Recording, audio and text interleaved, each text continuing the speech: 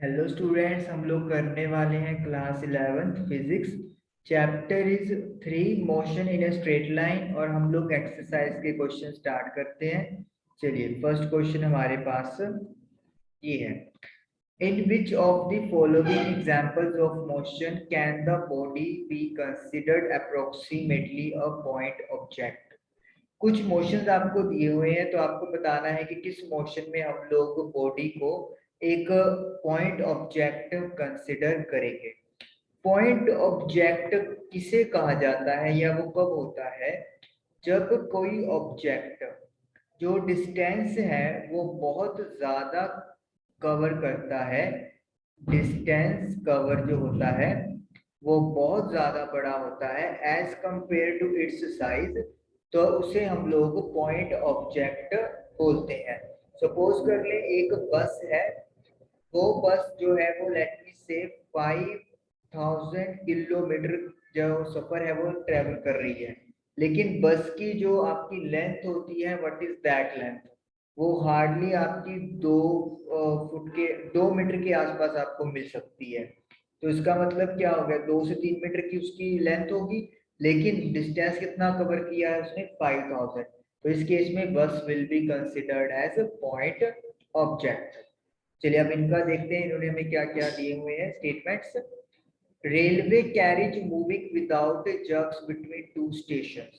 दो स्टेशन है, सपोज कर लेते हैं ए और बी।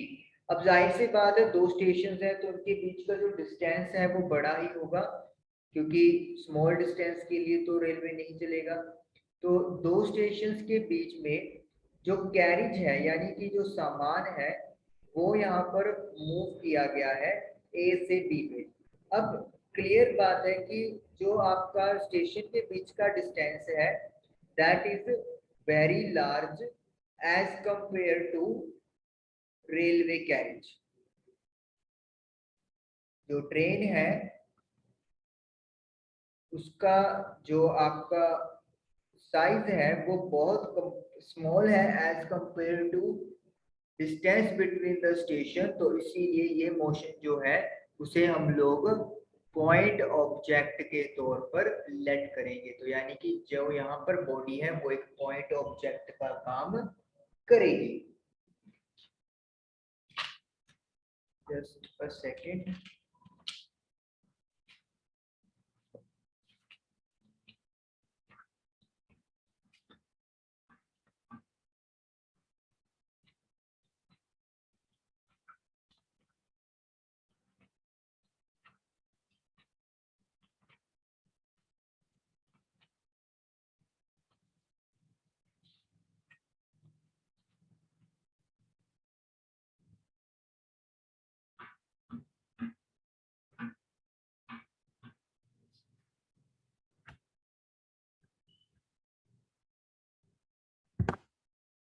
रेलवे कैरिज का मतलब होता है जो आपकी पूरी ट्रेन होती है उसके एक सिंगल डब्बे को we call railway carriage.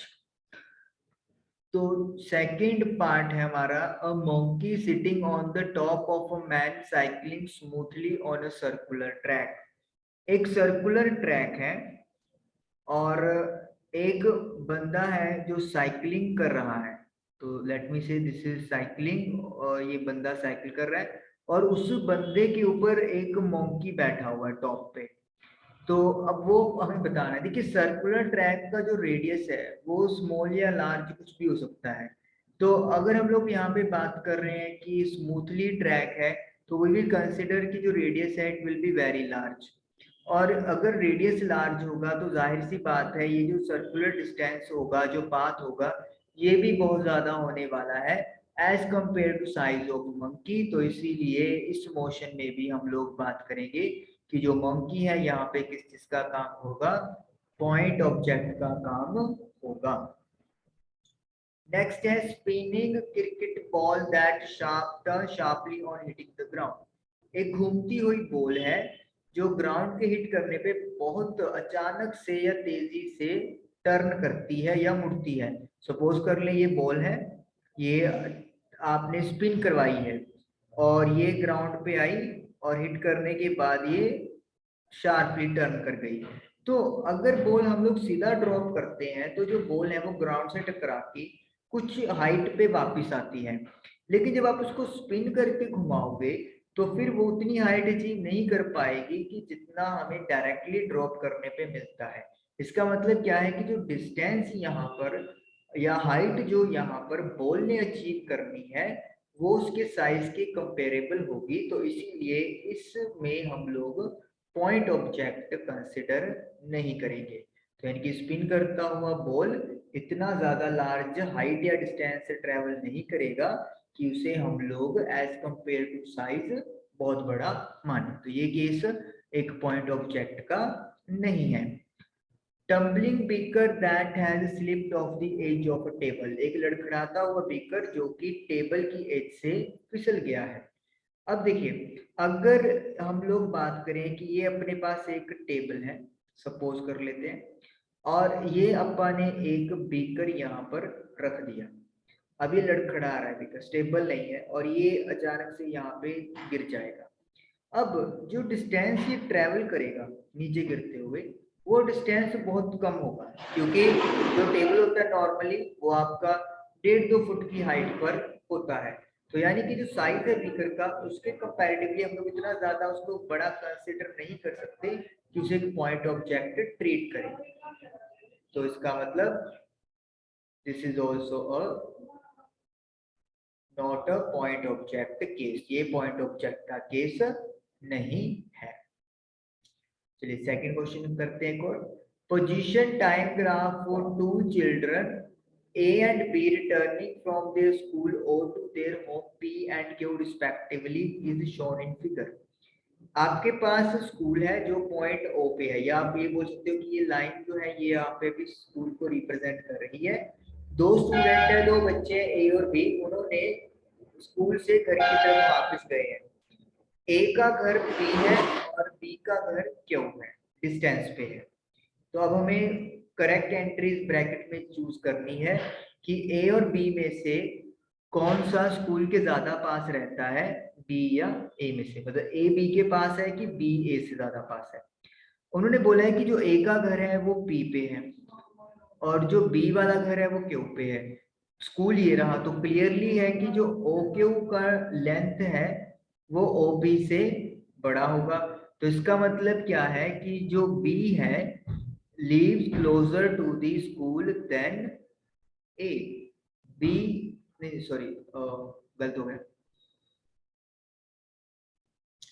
O Q बड़ा है, तो इसका मतलब क्या है कि बी का जो स्कूल है, बी का जो डिस्टेंस है घर से वो ए के कंपैरेटिवली ज्यादा है। तो यानी कि जो ए है वो ज्यादा पास रहता है स्कूल के एज कंपेयर टू बी। तो हमारा आंसर ए बी हो जाएगा।